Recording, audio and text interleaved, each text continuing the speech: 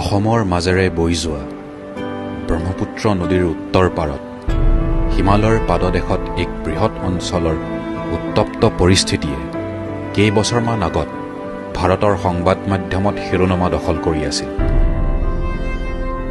মূলতঃ এই ভূখণ্ডত বাস কৰা ভূমিপুত্ৰ বড়োসকলৰ ভাষা সংস্কৃতি, জীৱন নিৰ্বাহৰ মানদণ্ড উন্নত আৰু সুৰক্ষিত কৰাৰ লগতে শাসনৰ বাঘজৰী নিজৰ হাতত তুলি ল'বৰ বাবে পৃথক বড়োলেণ্ডৰ দাবীৰে গণ আন্দোলন গঢ়ি উঠিছিল। এই আন্দোলনক অধিক গতিশীল কৰিবৰ বাবে সমান্তৰালকৈ বড়ো অধ্যুষিত অঞ্চলত চলিছিল সহস্ৰ সংগ্ৰাম। আমি সদায় পৰিৱৰ্তন বিচাৰিছিলোঁ। আমাৰ এই অঞ্চলত থকা বিভিন্ন জাতি গোষ্ঠী, বিশেষকৈ বড়োসকলে শিক্ষাৰ দিশত আৰ্থিকভাৱে বা ছ'চিয়েলি, ইকনমিকেলি, এডুকেশ্যনেলি এনেকুৱা বেকৱাৰ্ড আছিলে, কোনো সুবিধা পোৱা নাছিল। মানে শিক্ষা ল'বৰ কাৰণে তেনেকুৱা শিক্ষা অনুষ্ঠান প্ৰতিষ্ঠান একো নাছিলে আৰু চৰকাৰ ফালৰ পৰা এনেকুৱা নেগলিজেঞ্চ আছিলে যে স্কুল কলেজ স্থাপনটো কৰাই নাই।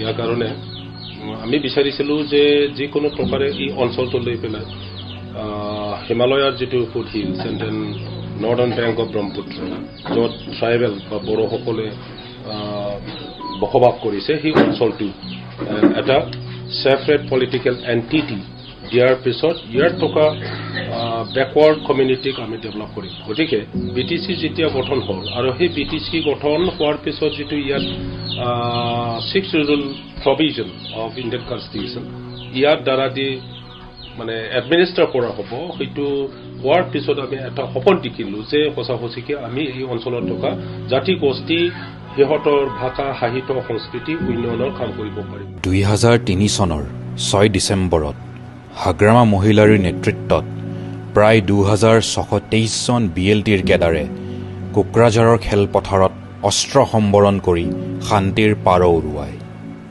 এক দীঘলীয়া আন্দোলনৰ পিছত বড়োভূমিত শান্তি ঘূৰাই অনাৰ মানসেৰে 2003 চনৰ 10 ফেব্ৰুৱাৰীত BLT আৰু কেন্দ্ৰীয় চৰকাৰৰ মাজত ৰাজ্য চৰকাৰৰ উপস্থিতিত এক চুক্তি স্বাক্ষৰিত হয়। এই চুক্তিৰ প্ৰধান সাফল্য আছিল বড়োলেণ্ডক বড়োলেণ্ড ক্ষেত্ৰীয় পৰিষদ বা BTC গঠন কৰি ইয়াক সংবিধানৰ 6ষ্ঠ অনুসূচীত অন্তৰ্ভুক্ত কৰা আৰু বড়ো ভাষাক ভাৰতীয় সংবিধানৰ 8ম অনুসূচীত অন্তৰ্ভুক্ত ভাষা হিচাপে স্বীকৃতি দিয়া আৰু 40টা অসম চৰকাৰৰ চৰকাৰী বিভাগ বড়োলেণ্ডলৈ হস্তান্তৰ কৰা।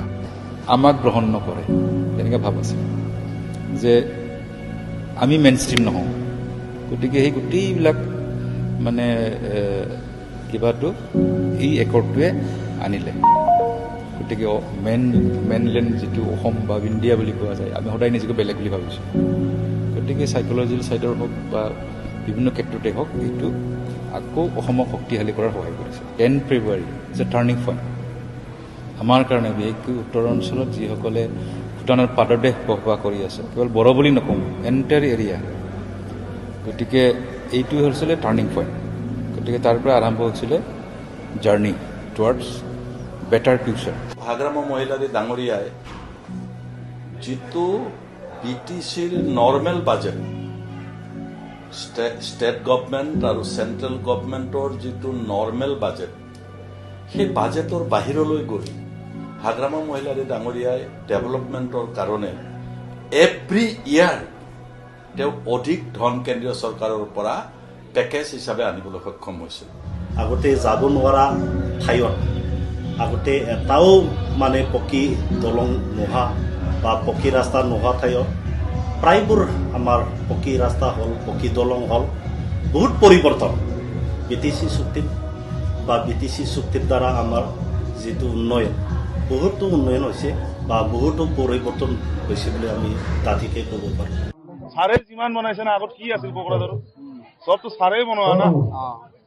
যিমান কিবা কিবি দিয়া আছে চব ছাৰেই বনোৱা। হাগ্ৰামা মহিলাৰী দেৱৰ সফলতাৰ খতিয়ান ভঁহিয়াই চাওঁ প্ৰথমে দেখা পাম গুৱাহাটী বিশ্ববিদ্যালয়ৰ কোকৰাঝাৰ চৌহদক পূৰ্ণ পৰ্যায়ৰ বড়োলেণ্ড বিশ্ববিদ্যালয়লৈ উন্নতিকৰণ, কোকৰাঝাৰ কলেজকে ধৰি 12খন মহাবিদ্যালয়ক চৰকাৰীকৰণ, central university of technology Kokrajhar CIT আৰু বিনেশ্বৰ ব্ৰহ্ম অভিযান্ত্ৰিক মহাবিদ্যালয় স্থাপনে বড়োলেণ্ডৰ শিক্ষা জগতলৈ নতুন মাত্ৰা প্ৰদান কৰিছিল। হাগ্ৰামাৰ নেতৃত্বত BTC আমি পোহৰ দেখিবলৈ পাইছোঁ। এই অঞ্চলত যথেষ্ট উন্নয়ন, যিসকলে স্বাধীনোত্তৰ কালৰ পৰা এই অঞ্চলৰ ৰাস্তা ঘাটৰ শিক্ষা অনুষ্ঠান প্ৰতিষ্ঠানকে আদি কৰি সকলো ক্ষেত্ৰতে পিছপৰা আৰু নিৰ্যাতিত বঞ্চিত হৈ আছিল। তাৰপিছত ৰাইজৰ এটা আমি হাঁহিৰ মুখ দেখিবলৈ পাইছিলোঁ।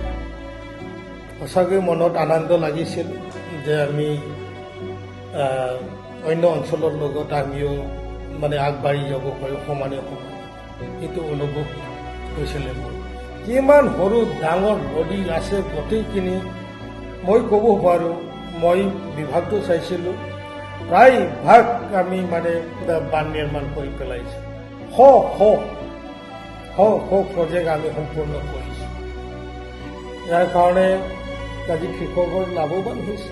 BTC গঠন হোৱাৰ আগত এই অঞ্চলত এৰিগেশ্যন বোলা বস্তু নাছিল। ইয়াৰ কাৰণে ৱাটাৰ ছাপ্লাই কিবা এগ্ৰিকালচাৰ ফিল্ডত কোনো পানী যোগানৰ ব্যৱস্থা নাছিল। সকলোৱে নাঙল দি হাল মাৰিছিল, ট্ৰেক্টৰ নাছিলে এটাও। গতিকে mechanisation as well as water মানে ফেচিলিটি প্ৰভাইড কৰাৰ যথেষ্ট আমি চেলেঞ্জ কৰিব লগা হৈছে।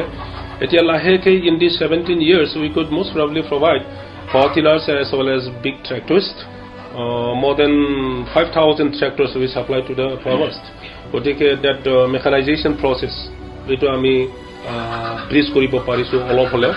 তাৰপিছত 274 এৰিগেশ্যন আমি BTCৰ ভিতৰত নিৰ্মাণ কৰিলোঁ। 274 number of small or medium irrigation system is not small thing. It took lot of time and then lot of investment. গতিকে BTC ফুল আমি ধ্যান দিছোঁ ইয়াত।